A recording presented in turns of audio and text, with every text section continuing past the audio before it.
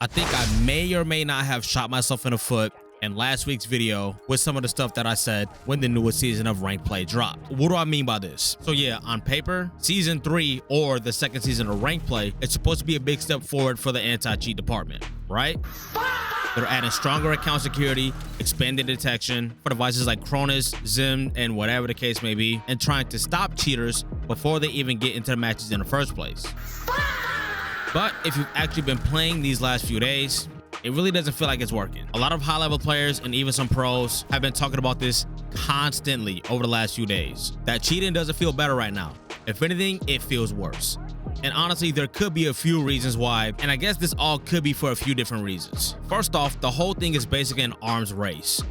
The second anti-cheat updates, cheat developers update too. I've been saying this for a long time on the channel here. It's not like Ricochet drops a patch and then suddenly cheating is gone. It's more like both sides are constantly chasing each other, or an analogy that I kind of like to use is like an arm wrestling match or whack-a-mole or something like that. Another big one, hardware-based cheating. Stuff like Cronus's or even more advanced setups don't always interact with the game in the same way that traditional cheats do. So instead of injecting software, they're kind of just outside the system, which makes them harder to detect. And I've heard people get really creative with the ways that they're able to cheat. I used to think it was literally just you download something, you pay for it, and you have wall hacks. Or you plug up a Cronus and it gives you extra aim assist or something like that. But I'm figuring out people are doing the craziest stuff just to continue to cheat. And not just Call of Duty, but gaming in general. There's even setups now where the cheat isn't running on your gaming PC at all.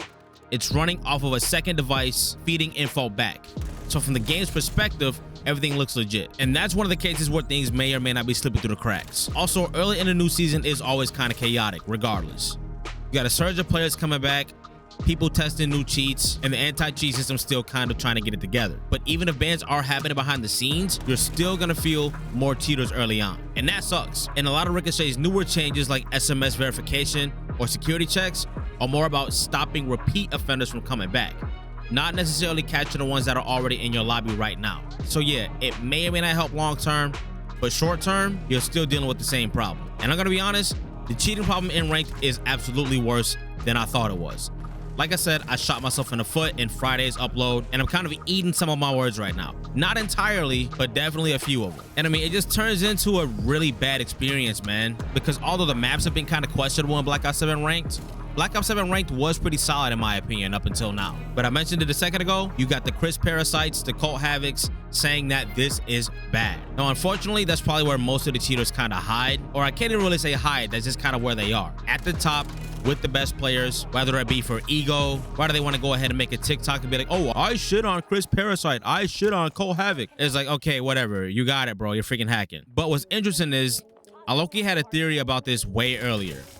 Even before we got Ranked Play, it felt like things were a little bit too clean. Like, yeah, you'd run into a questionable player here and there, but for the most part, even when Ranked first dropped, things still felt pretty normal. At least I think so. And I remember thinking, there's no way it's just this quiet. My theory was that cheaters were kind of just laying low early on, letting the system settle, letting Ranked stabilize, and once things got rolling, that's when they'll show up. And now that we're in the second season of Ranked Play, it's like, here we are. And I may or may not be wrong, but from what I'm hearing, it damn near sounds like it might be worse than Black Ops 6. Because I literally said it in my last upload, I think the cheaters in Black Ops 6 is what made the game fall on its face. And I mean, that is the biggest problem, but another issue is kind of what happens in Ranked because of them. The skill gap kind of gets blurred, right? Now, all of a sudden, anytime somebody has good aim, good centering, or just reads you perfectly, people instantly go, yeah, he's cheating. And I get it. Sometimes things do kind of look crazy. But the problem is the line between a really good player and a suspicious player is starting to get blurry. And that's what sucks. Half the lobby thinks the other half is cheating. And that's where it actually starts affecting your gameplay. Because once you think there's a cheater in your lobby, your whole mindset changes. You stop taking gunfights the same way because you might think he's staring at you through a freaking wall. You hesitate more, you second guess everything. And even if nobody is cheating, you're already kind of just playing worse. Like you lost the game mentally before it even started. And that shit sucks, man. I was having a really good time on the channel talking about like Ranked Play psychology, how to get out of your head and get into the game, how to become more self-aware. But with all of these cheaters in the mix now, it's really nothing left to do but kind of just sit there and feel defeated, man. And I mean, it's starting to kind of just feel like a cartoon, man, or like a prank. Wins don't feel as clean, losses feel more frustrating, and SR starts to feel kind of questionable, because now there's always a thought in the back of your head, like, was that legit? And once things start feeling like that, it loses a lot of what made it fun in the first place. Now, the thing is one thing to get beat, right, by a player you know is good, or maybe you understand you made a few mistakes and you lost a game. But when there's a blatant cheater in your lobby, it just makes you want to crash out. And I did play a couple of games over the weekend where things felt obnoxiously slow. And I could be wrong, but in my mind, if an entire team is playing that slow, there may be one or two guys that have wall hacks, and that guy that's walling is trying to relay the info to the rest of their team or something like that. And maybe the entire team knows this, maybe they don't. In a lot of cases, I would say they do, especially in Diamond and Plat lobbies where you are able to squad up as a 4-stack. But the games being that slow, I highly doubt it's because we were playing our first few games on Clifftown and Plaza, dog. Something just didn't feel right. And it's sad to say, the damage to ranked is already happening, man. And again, this sucks 100%, and there's not much we can really do about it as legit players. So at that point, the real question becomes, what can we actually do about it? Now, yes, it's getting bad, but at the end of the day, one thing is, don't assume every time you die or every time you lose that somebody is cheating. If you start doing that, you're kind of already cooked, and you're kind of sabotaging your own gameplay. And if you want my honest take, depending on where you are, I'm sorry for you crimming up, guys. It's tough. It might be tough for you guys, man. But I do still think Diamond and below, we're kind of dealing with the Smurf issue.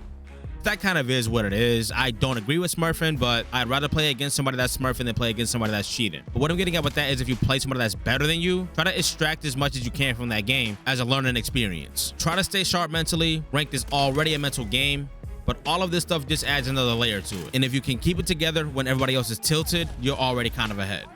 And speaking of staying sharp, let me put you on to my guys over at Advanced Gaming Supplements. Now, why am I glazing Advanced GG? For a few different reasons. A lot of energy drinks either send my heart rate through the roof, or they're like freaking laughing gas to me. Advanced GG, they have focus, hydration, and energy supplements, and this stuff tastes good, and it makes you feel even better, keeping you locked in during those long gaming sessions. But I use it more for video editing and content creation over gaming, but regardless, this stuff is solid, man. This will be the second link down below, and use code NERVS10, NRVS10, for anything you want to cop off of the Advanced GG store. And yeah, at the end of the day, the cheating situation absolutely needs work. It's not even a question. And I mean, I've made anti-cheat videos or videos about cheaters before, but it's super frustrating because that's not what Call of Duty should be about, man. That's not what gaming should be about in general. Whether you're Crim 3, whether you're Gold 1 or Gold 2, I think everybody needs to be on the game as a legit player, trying to get better, or just playing for fun, whatever the case may be. And unfortunately, as a community, we've kind of been dealing with this problem for years.